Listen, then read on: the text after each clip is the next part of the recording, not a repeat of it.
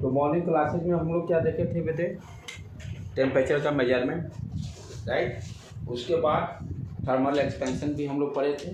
First हम लोग का लीनियर थर्मल एक्सपेंशन, कोई भी लेंथ दिया हुआ है वन डायमेंशनल, उसके लिए फार्मूला हम लोग क्या निकाले थे, del L equal to alpha length L, capital L दे देते हैं, एंड डेल टी। कोई भी लेंथ दिया हुआ है जिसका कि लेंथ एल है, राइट। तो टेम्परेचर हम लोग क्या देखे थे मॉर्निंग क्लासेज में कि टेम्परेचर इंक्रीज करते हैं तो del L is directly proportional to del T. Temperature increase करेंगे लेंथ बढ़ेगा, टेम्परेचर डिक्रीज करेंगे लेंथ डिक्रीज करेगा, डायरेक्टली प्रोपोर्शनल रिलेशन। उसी तरह से जैसे लेंथ जितना ही बड़ा इसका रखेंगे टेम्परेचर इंक्रीज करेंगे, राइट, सॉरी, लेंथ जितना बड़ा रखेंगे उतना ही डेल एल भी चेंज होगा। तो del L is also directly proportional to length, और दोनों को कंबाइन करने पर मुझे del L equal to alpha L del T, where alpha is constant, जिसको कि linear coefficient of linear expression, coefficient of linear expression बोलते हैं, क्योंकि लीनियरली इंक्रीज कर रहा है लेंथ, इसीलिए इसको लीनियर बोले, वन डायमेंशन भी है। दूसरा हम लोग क्या देखे थे, वॉल्यूम एक्सपेंशन। जैसे कोई भी ऑब्जेक्ट हो, थ्री डायमेंशनल हो, थ्री डायमेंशन में क्या होगा, वॉल्यूम का एक्सपेंशन होगा। जैसे कोई भी क्यूब ले लिए, कोन ले लिए, स्फीयर ले लिए, तो मोस्टली हम लोग को क्यूब के बारे में ही पढ़ना है सिलेबस में। तो यहाँ पर यदि इस क्यूब का लेंथ एल कंसीडर कर लेते हैं, वॉल्यूम इनिशियली भी जो कि एल क्यूब हो गया, राइट। तो इसका रिलेशन क्या देखे थे, यदि टेम्परेचर बढ़ाते हैं तो del B is directly proportional to del T, del B is directly proportional to del T. Temperature बढ़ाते हैं वॉल्यूम बढ़ेगा, टेम्परेचर डिक्रीज करेंगे वॉल्यूम डिक्रीज करेगा। ऑल्सो वॉल्यूम जितना ही ज़्यादा रहेगा डेल बी भी उतना ही ज़्यादा रहेगा, वॉल्यूम कम रहेगा डेल बी कम रहेगा। इस दोनों इक्वेशन को कंबाइन करके हम लोग चेंज इन वॉल्यूम कंसिडर किए निकाले थे। डेल बी इक्वल टू यहाँ पे कांस्टेंट गामा कंसिडर कर लिए थे, B del T, right. Gamma को हम लोग volume coefficient of volume expansion बोल सकते हैं, gamma is called coefficient of volume expansion, right. और यहाँ पर गामा और अल्फा का भी रिलेशन हम लोग देख लिए थे, gamma equal to 3 alpha, gamma equal to 3 alpha. Alpha और गामा दोनों टर्म को अंडरस्टैंड किए थे। अल्फा कहने का मतलब क्या होता है, कोई भी ऑब्जेक्ट लेंथ है एल है, यूनिट लेंथ का है, यूनिट टेम्परेचर इंक्रीज करते हैं तो उसमें जो चेंज इन लेंथ होगा वो किसके बराबर होगा, अल्फा के बराबर। इट मीन्स जितना ही अल्फा का वैल्यू, क्योंकि अल्फा क्या है, प्रॉपर्टी में किसी भी ऑब्जेक्ट का बाय डिफॉल्ट प्रॉपर्टी में क्या है, प्रॉपर्टी है, बाय डिफॉल्ट रहता है उसमें, ठीक है। अल्फा हर अल्फा कॉपर का अलग रहेगा, स्टील का अलग रहेगा, एल्युमिनियम का अलग रहेगा। तो ये बाय डिफॉल्ट किसी प्रॉपर्टी में अल्फा डिफाइंड रहेगा, बीटा डिफाइंड रहेगा किसी भी मटेरियल के लिए। तो जितना ही अल्फा का वैल्यू ज़्यादा होने, मतलब व्हाट यू अंडरस्टैंड, उसका चेंज इन लेंथ ज़्यादा हो सकता है। अल्फा का वैल्यू ज़्यादा होने से वॉल्यूम चेंज ज़्यादा हो सकता है। तो ये फिजिकली उसको अंडरस्टैंड भी करना जरूरी था कि अल्फा और गामा क्या होता है। रिलेशन भी हम लोग देख लिए, गामा इक्वल टू 3 अल्फा। उसी तरह से अभी तक क्या दिए, 1 डायमेंशन का देख लिए, 3 डायमेंशन देख लिए, 2 डायमेंशन कम ही है लेकिन उसको भी कर लेते हैं। 2 डायमेंशन में क्या हो गया, एरिया हो जाएगा। 2 डायमेंशन में एरिया का एक्सपेंशन, 2 डायमेंशन जैसे मान लो कोई रेक्टेंगल कंसिडर कर लिए, कोई रेक्टेंगल ले लिए जिसका कि एल और विथ बी दे दिया, चाहे स्क्वायर ही कंसिडर कर लिए, कोई दिक्कत नहीं, 2 डायमेंशन ये भी है। यहाँ भी उसी तरह से कॉन्सेप्ट कि चेंज इन एरिया, यहाँ पर क्या है, 2 डायमेंशन है तो एरिया कंसिडर करेंगे। Change in area is directly proportional to change in temperature. Temperature बढ़ाएंगे तो चेंज एरिया इंक्रीज करेगा, टेम्परेचर डिक्रीज करेंगे तो एरिया डिक्रीज करेगा। नेक्स्ट उसी तरह से इनिशियल एरिया ज़्यादा होगा तो चेंज इन एरिया वो भी ज़्यादा हुआ, एरिया कम होगा तो चेंज इन एरिया ज़्यादा होगा, और ज़्यादा होगा तो ज़्यादा, ये भी डायरेक्टली प्रोपोर्शनल। दोनों को कंबाइन करके हमें क्या निकलेगा, change in area equal to constant, यहाँ पर हम लोग बीटा कंसीडर कर लेते हैं, beta into A into del T. Linear expansion के लिए अल्फा डिनोट किए कोफिशिएंट का, constant coefficient, area constant coefficient beta, और गामा हम लोग डिफाइन कर दिए वॉल्यूम एक्सपेंशन के लिए। फॉर्मूला देखो तो तीनों में सेम ही है, लेफ्ट हैंड साइड में सिर्फ चेंज हो रहे हैं। यदि लीनियर लेंथ है तो डेल एल कंसिडर कर रहे हैं, एरिया है तो डेल ए कंसिडर कर रहे हैं, वॉल्यूम है डेल भी कंसिडर कर रहे हैं। तो यहाँ पर अब जो बीटा आया, बीटा और अल्फा में क्या रिलेशन है, beta equal to 2 alpha, beta equal to 2 alpha. जैसे गामा इक्वल टू 3 अल्फा निकाले थे, उसी तरह से बीटा भी क्या हो गया, बीटा इक्वल टू 2 अल्फा। इसको आसानी से हम लोग कर सकते हैं। जैसे मान लो ये स्क्वायर कंसिडर किए, इसका ए क्या हो गया, A equal to L square, differentiate कर देते हैं, डी ए इक्वल टू क्या हो जाएगा 2l dl, राइट बेटे। अब ये जो एक्सप्रेशन जो निकाले हम लोग, beta equal del A equal to beta, del A equal to beta A del T, इसको और डिफरेंशियल फॉर्म में कैसे लिख सकते हैं, D A equal to beta A D T, right बेटे। डी ए को हम क्या लिख सकते हैं, वहां से वैल्यू रख देते हैं 2l dl equal to beta, area को एल स्क्वायर लिख सकते हैं, स्क्वायर कंसिडर किए हैं, we can write here L square और डी टी।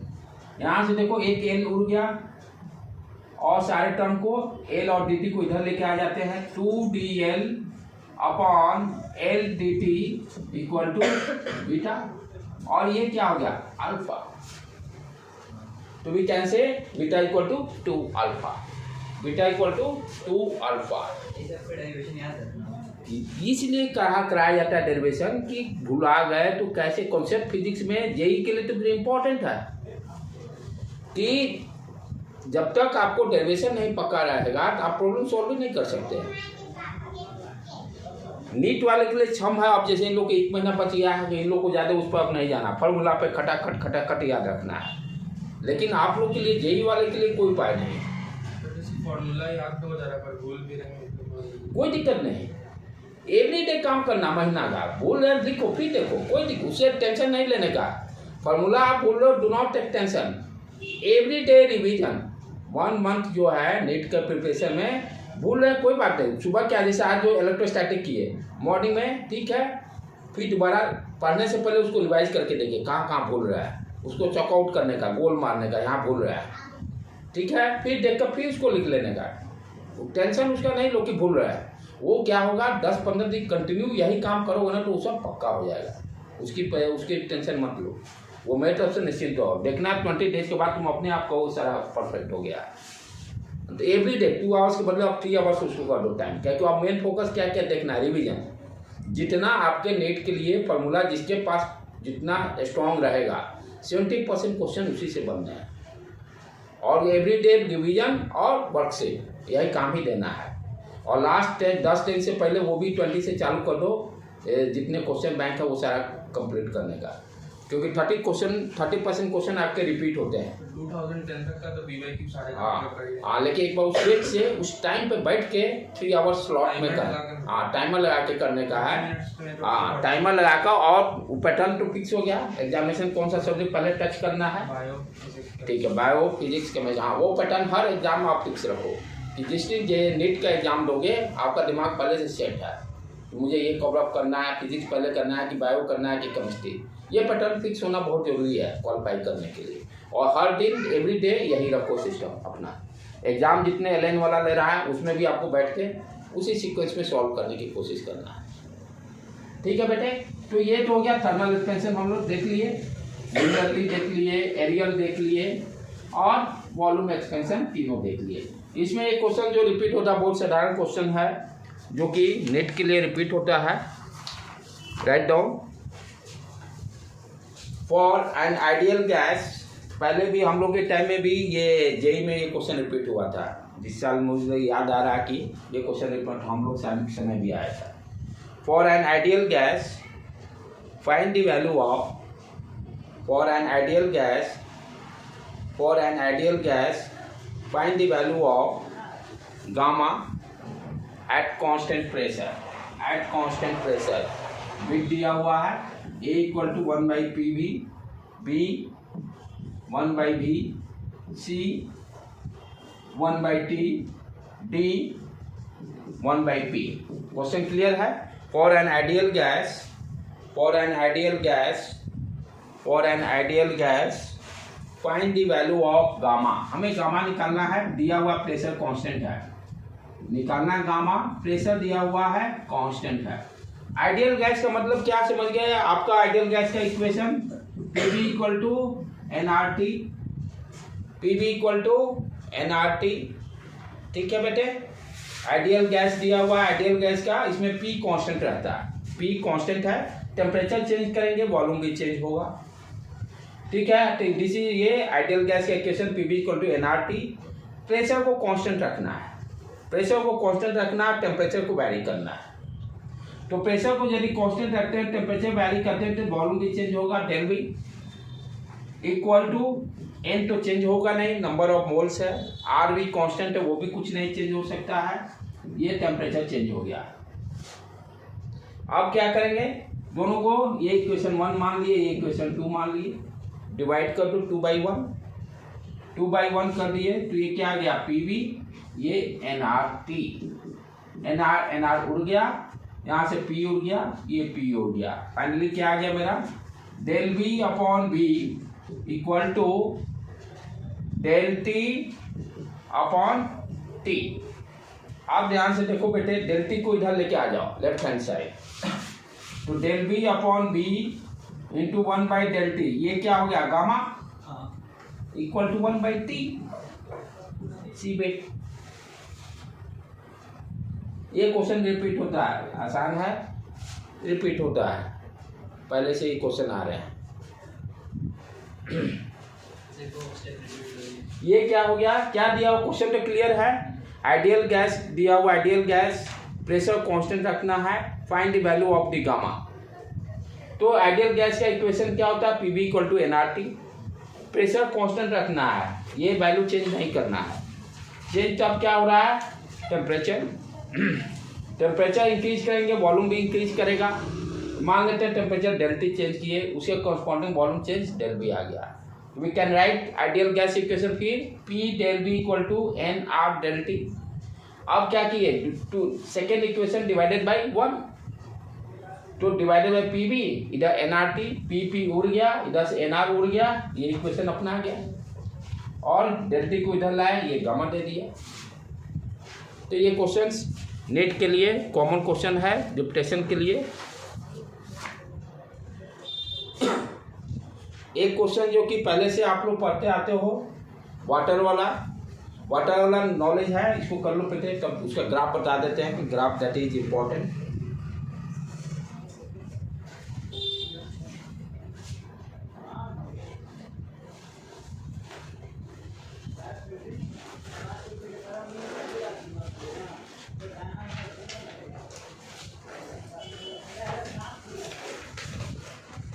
मिटा दो,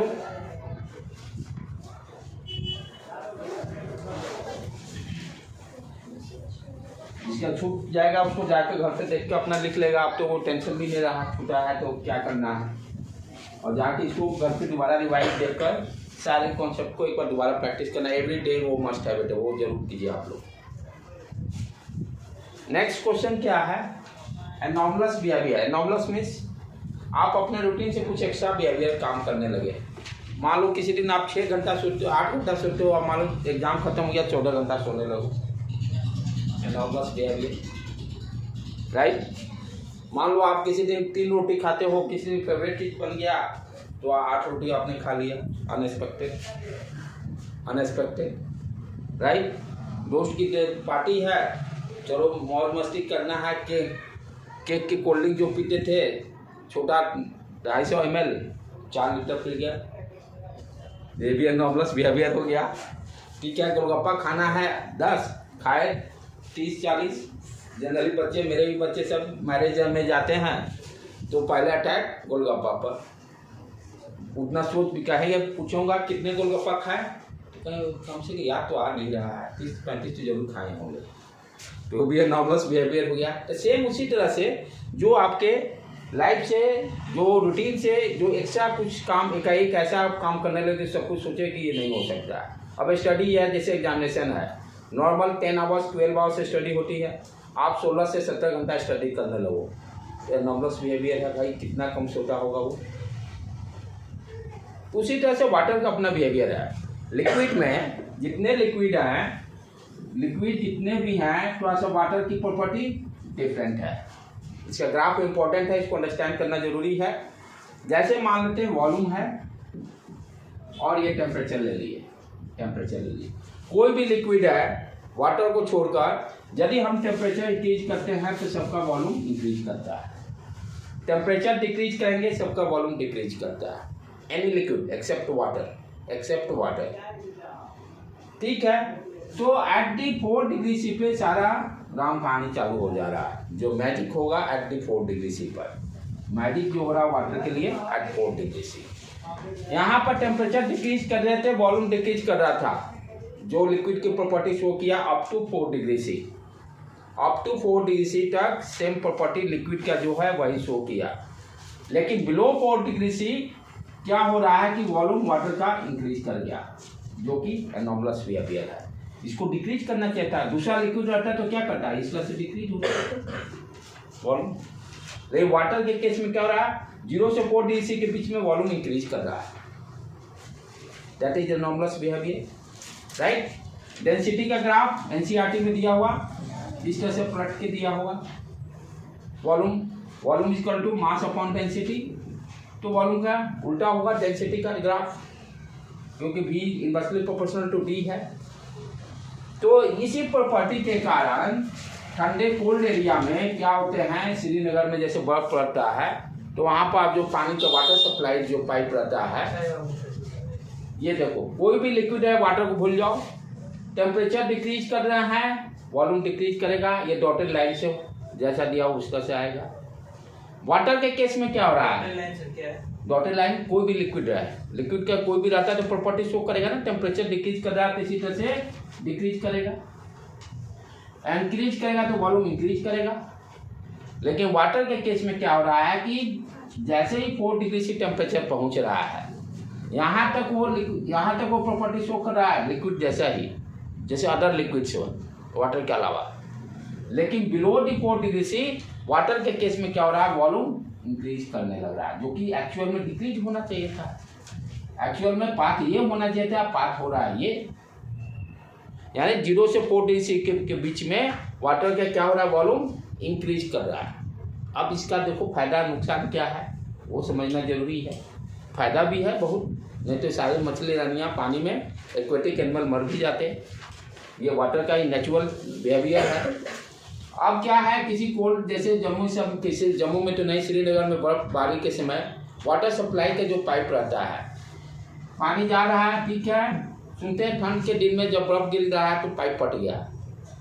क्या कारण होता है, जैसे जैसे टेम्परेचर मालूम 10 डिग्री से 12 डिग्री से आया, ठीक है, टेम्परेचर डिक्रीज कर रहा है, वॉल्यूम डिक्रीज किया, टेम्परेचर डिक्रीज कर रहा है, फिर आ गया 8 डिग्री, वॉल्यूम डिक्रीज किया, फिर आ गया 5 डिग्री सी, 4 डिग्री सी पे जैसे ही आएगा, 4 डिग्री से जैसे ही नीचे जाते हैं तो वॉल्यूम का एक्सपेंशन होने लगता है। इस प्रॉपर्टी के नाम वॉल्यूम क्या है, बढ़ गया। जब वॉल्यूम बढ़ने का मतलब पाइप फट जाएगा। सेम उसी तरह से आप सुनते होंगे पेड़ पौधे के केस में ओला पड़ जाता है या कुछ पड़ जाता है तो उसमें पेड़ पौधे के क्रॉप्स मेरा नुकसान हो जाता है। वो वहाँ भी वही सेम रीजन क्या है, पेड़ पौधे बच जा रहे, अच्छे फले, पानी मिल रहे थे नीचे जमीन से, ग्रोथ इसमें अच्छा खासा हो गया, एक ओला पड़ गया। तो ओला पड़ने से क्या होगा कि टेम्परेचर 4 डिग्री से बिलो हो गया। जो पानी स्टैम्प से जा रहे थे, जो पानी जा रहा था ऊपर, तो जैसे ही टेम्परेचर 4 डिग्री से नीचे होगा तो वाटर का बिहेवियर क्या होगा, एक्सपेंड करने का। तो एक्सपेंड करेंगे तो स्टैम्प फट जाएगा, तो पेड़ पौधे सूख जाते हैं। इसीलिए ओला पड़ता है तो पेड़ पौधे सूख जाते हैं, कारण कि टेम्परेचर 0 से 4 डिग्री से में जैसे ही आएगा तो जो स्टेम से पानी जा रहा था तो वो तो वाटर एक्सपेंड करेगा, तो जो भी स्टेम रहेगा वो सारे फट जाएंगे, क्रॉप्स का नुकसान हो जाएगा। इसीलिए हर समय जब ओला पड़ता है तो ये सब ओलावृष्टि में सारे पेड़ पौधे खराब हो जाते हैं। फिर उसी तरह से यहाँ पर डल झील चले जाओ। डल झील में देखो ठंड के दिन में आपको बर्फ का लेयर दिखाई देता है, तो नीचे के सब मछलियाँ जानवर कहाँ गए, वो सारे जिंदा रहते हैं। यही एनॉर्मलस बिहेवियर। उसमें क्या हो रहा है, कोई भी तालाब हो, जहाँ पर कोई भी तालाब हो, तो मान लो टेम्परेचर जैसे 20 डिग्री से डिक्रीज करना चालू कर रहा है, 20 डिग्री से मान लो 15 डिग्री से क्या है, फॉर एग्जाम्पल 0 तक ही नहीं होता है, फिर माइनस में गया तो वो तो बर्फे रहेगा। तब कहाँ सोचना है, माइनस में तो बर्फे रहना है, पिघल थोड़े जाएगा। तो ये तो जीरो से 4 में सारा कहानी हो गया ना। 0 से 4 तक में जो है सो वो तो कहानी उल्टा हो गया ना वहीं पर सारा। वॉल्यूम बढ़ने लगता है और 0 से फिर मतलब माइनस में चला जाने लगेगा, तो फिर वॉल्यूम फिर डिक्रीज होने लगेगा। नहीं, ऐसे कैसे होगा, डिक्रीज क्यों करेगा? वो जो 4 डिग्री यहीं पर सब राम कहानी हो गया, तो अब पीछे सोचने कहाँ है। पाइप फट गया पहले ही, अब टेम्परेचर आए -2 डिग्री से, तो क्या फायदा, फट तो गया 0 से 4 डिग्री से। इसका कैसे है, इसमें लीक वाला? अच्छा, लीक वाला में भी कोई दिक्कत नहीं, बर्फ तो जम गया ना ऊपर। ज्यादा टेम्परेचर डिक्रीज हो तो और नीचे उसका थिकनेस बढ़ जाएगा ऊपर के लेयर का, बिलो 0 डिग्री से भी रहने पर। अब देखो हो क्या रहा है कॉन्सेप्ट इसमें, फिजिक्स का देखो क्या हो रहा है। तो जैसे मान लो फॉर एग्जाम्पल 20 डिग्री से 15 डिग्री से पे है, तो क्या हो गया, वाटर के लेवल यानी झील के ऊपर टेम्परेचर यहाँ कितना हो गया, 15 डिग्री से। पहले 20 डिग्री से था, अब 15 डिग्री से। कॉन्सेप्ट, टेम्परेचर डिक्रीज किए, वॉल्यूम डिक्रीज किया। वॉल्यूम डिक्रीज करने का मतलब क्या हो गया, पार्टिकल्स जो होंगे वाटर के सब इकट्ठे हो गए, कंडेंस हो गए। वॉल्यूम डिक्रीज करने का मतलब कंडेंस हो गए। कंडेंस होने का मतलब डेंसिटी बढ़ गया, भारी हो गया, सब पार्टिकल नजदीक नजदीक आ गए, तो भारी हो गया। भारी होगा तो ये पार्टिकल जो ऊपर के थे वो क्या होंगे, नीचे आएंगे। नीचे के भी वाटर पार्टिकल का भी टेम्परेचर 15 डिग्री से कर देंगे, और नीचे वाला ऊपर चल जाएगा, क्योंकि टेम्परेचर डिफरेंस है। नीचे वाला हल्का है, वो ऊपर चल जाएगा। तो ये प्रोसेस कब तक होगा, इस 4 डिग्री से तक, क्योंकि नीचे का भी टेम्परेचर डाउन करना है ना। ऊपर भारी हुआ, वो पार्टिकल वाटर के जो टॉप लेवल पे जो है वो सब नीचे आएगा, नीचे वाला ऊपर जाएगा, फिर ऊपर वाला नीचे जाएगा, नीचे वाला फिर ऊपर जाएगा। ये राम कहानी कब तक चलेगी, अप टू 4 डिग्री सी तक। ऊपर क्या हो रहा है, कंडेंस हो गया, डेंसिटी ज़्यादा हो गया, भारी हो गया, वो पार्टिकल नीचे चला गया। नीचे का भी जाकर टेम्परेचर को उतना ही मेंटेन कर लिया, और नीचे जो हल्का जो है टेम्परेचर कम है, तो वो पार्टिकल हल्के हैं, वो टॉप लेवल पर आ जाएंगे, फिर ठंडाएंगे, फिर नीचे आ जाएंगे, भारी होंगे। ये कब तक चलेगा, 4 डिग्री सी तक।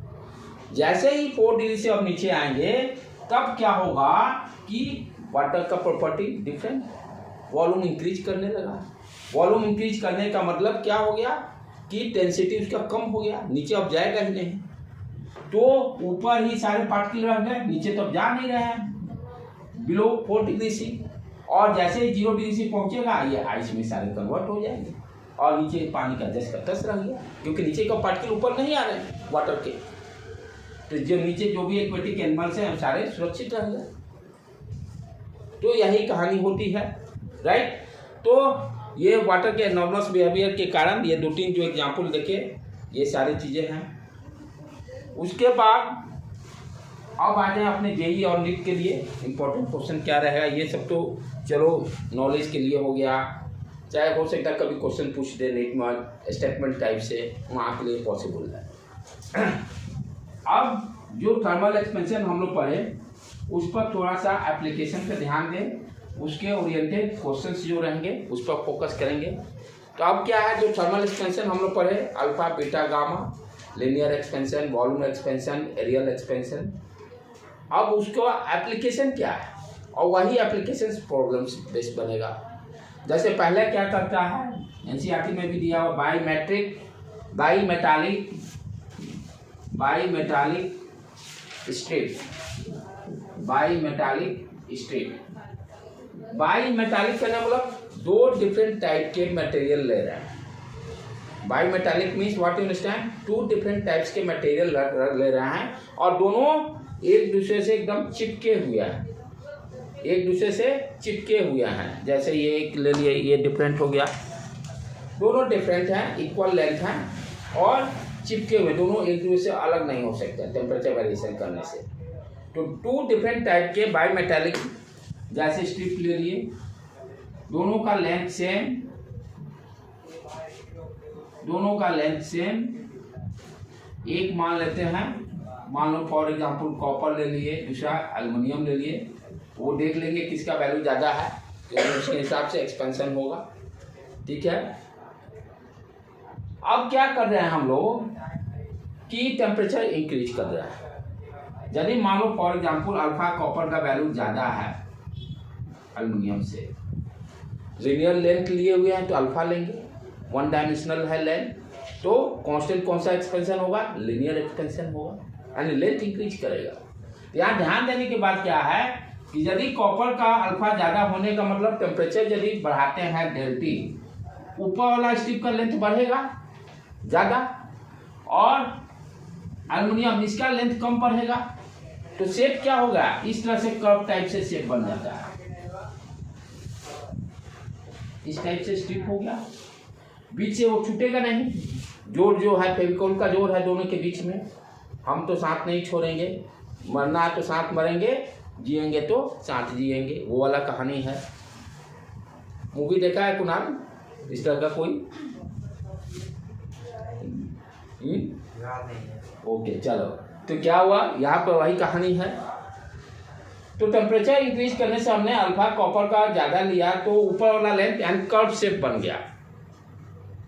मान लेते हैं कि इसका लेंथ L2 बढ़ गया और इसका लेंथ L1, इसका लेंथ L2 बढ़ गया, लेंथ हो गया, बढ़ने के बाद L2 हो गया, नीचे वाला का लेंथ L1 कम हो गया। अब यहाँ पे ये तो हो गया कॉन्सेप्ट एप्लीकेशन, किस बेस पर, थर्मल एक्सपेंशन, लीनियर एक्सपेंशन के कारण क्या हो गया, कर्व शेप ले लिया। लीनियर एक्सपेंशन की जो कॉन्सेप्ट हम लोग पढ़े कि जिसका अल्फा का वैल्यू ज़्यादा होगा उसका लेंथ ज़्यादा इंक्रीज करेगा। यदि इक्वल लेंथ कंसीडर करते हैं, इक्वल चेंज इन टेम्परेचर कर रहा है दोनों का, तो लेंथ किसका बढ़ेगा, जिसका अल्फा का वैल्यू ज़्यादा होगा। तो हमने फॉर एग्जांपल लिया जैसे कॉपर का ज़्यादा कंसीडर कर लिए, तो ऊपर वाला क्या होगा, ज़्यादा लेंथ इंक्रीज कर गया, नीचे वाला बढ़ना नहीं चाह रहा है तो नीचे वाला पार्ट कम लेंथ इंक्रीज किया। लेकिन दोनों का सबस्टेंडेड एंगल क्या होगा, सेम होगा, सेम होगा। ठीक है, तो यहाँ तो हमें कहता है फाइंड द वैल्यू ऑफ, मान लेते हैं ये रेडियस r है, ये d है फॉर एग्जांपल, जो थिकनेस है, इस थिकनेस को d कंसीडर करते हैं। कहता है find the value of the radius r in terms of alpha 1 ले लेते हैं या अल्फा कॉपर, जनरलाइज कर देते हैं अल्फा 1 और alpha 2, where alpha 1 is greater than alpha 2। Alpha 1 और अल्फा 2 के टर्म में हमें न्यूमेरिकल क्या रहेंगे, यहाँ पर रेडियस निकालना है, अल्फा क्या है, एक्सपेंशन, लीनियर एक्सपेंशन। हो सब राम कहानी बीत गया, पता नहीं अल्फा कहाँ। ठीक है, मिल गया, पकड़ लिए अल्फा को पकड़ लिया। हाँ, कांस्टेंट वैल्यू है, मटेरियल प्रॉपर्टी है, वो डेंसिटी है वहाँ पे। कौन बोलो। ये नहीं, डी थिकनेस ले लिए, ये thickness not density, thickness of the metallic steel, thickness of the metallic steel. ठीक है बेटे, तो हमें टारगेट क्या है, यहाँ पर हमें रेडियस निकालना है। ये जो रेडियस है in terms of alpha 1 alpha 2, in terms of alpha 1 alpha 2, this is very important. NCERT में यहीं पर छोड़ दिया है, लेकिन जो अब कंपटीशन नेट और जेई के लिए हमें रेडियस का वैल्यू निकालना रहेगा। अल्फा 1 दिया रहेगा, अल्फा 1 इसका है, अल्फा 2 इसका है, अल्फा 1 ग्रेटर देन अल्फा 2। ठीक है, चलें इसको करें। अब ध्यान देने की बात क्या है, बहुत जगह मैं देखे लोग गलती क्या किया है वीडियो में, जिसको कि यहाँ पर मैं सुधार करूँगा प्रॉब्लम सॉल्व करने में। 2-3 जगह मैं देखा, वो तीनों जगह अपना थोड़ा सा या तो ध्यान नहीं दिए उनको, हो सकता है उस समय वो एक्सप्रेस करने में। यहाँ पर जो बुक सब मोस्टली जैसे सीधे क्या लिख देता है, L2 equal to alpha length मान लेते, L दिया हुआ था, यही था ना, ये स्ट्रिप था, लेंथ L ये डी डिस्टेंस हो गया, ये अल्फा 1, ये alpha 2, alpha 1 greater than alpha 2। गलतियां कहाँ की है वो भी मैं बता दे रहा हूँ पहले ही। सब जगह क्या लिखते हैं, L2 equal to alpha L del T. अरे भाई लेंथ, ये टोटल लेंथ क्या है, ये तो चेंज इन लेंथ है ना। एक्चुअल फॉर्मूला क्या है, change in length equal to alpha L del T. Increase total length बराबर तो नहीं है, ये चेंज क्या मान लेते हैं, इनिशियल लेंथ L दिया, L2 माइनस L1 L लिखना चाहिए था ना, L लिखना चाहिए था, लेकिन लिखते क्या है यहीं पर डायरेक्ट लिख लेते हैं। तो वहां पर थोड़ा सा डायग्राम में वो क्या गलती की है, जो मेरे अकॉर्डिंग, जो मान लेते जब टेम्परेचर इंक्रीज की, ये लेंथ L था, तो यही लेंथ इंक्रीज करेगा ना, ये छोटा सा पार्ट इस तरह से इंक्रीज करेगा। तो मैं इसी पार्ट को सिर्फ कंसीडर करूंगा एज ए कर्व जो इंक्रीज किया है।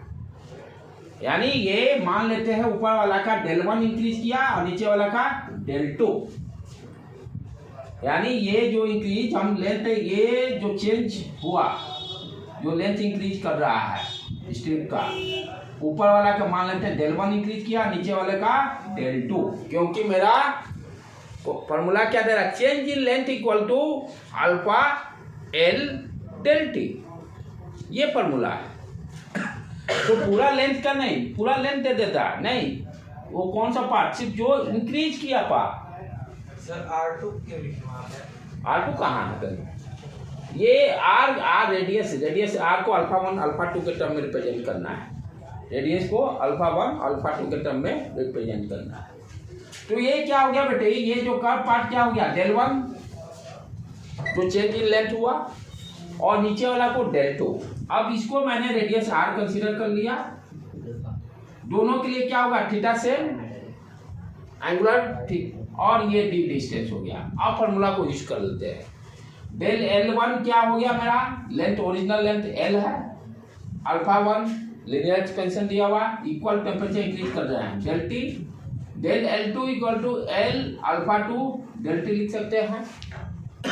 अच्छा, अब यहाँ पर देखो दोनों का subtended angle same, theta equal to L upon R लिख सकते हैं, theta equal to L upon R। तो यहाँ पर क्या हो गया, थीटा दोनों के लिए सेम, तो theta equal to del L1 upon, मान ऊपर का ले रहे हैं, ये डी थिकनेस हो गया ना, तो रेडियस क्या हो गया, R प्लस डी, और दूसरे के लिए थीटा तो सेम है, डेल L2 अपॉन R लिख दिए।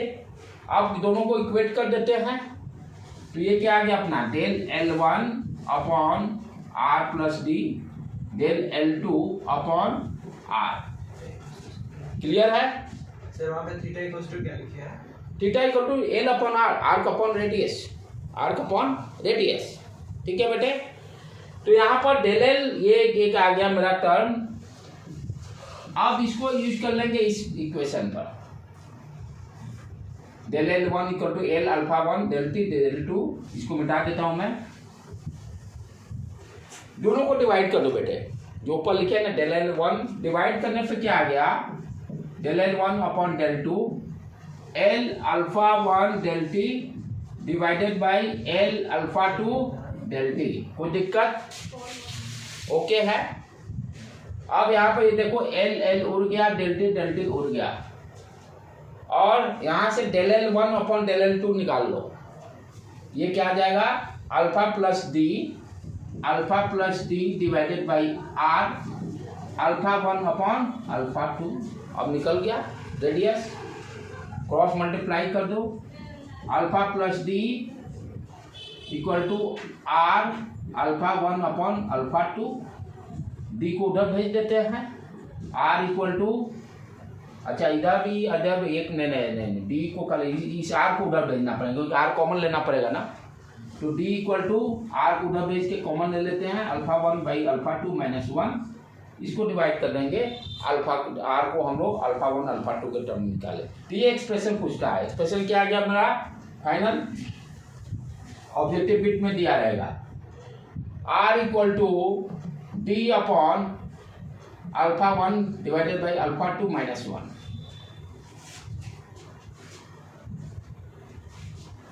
ये बिट में दिया रहेगा। समझ में आया बेटे?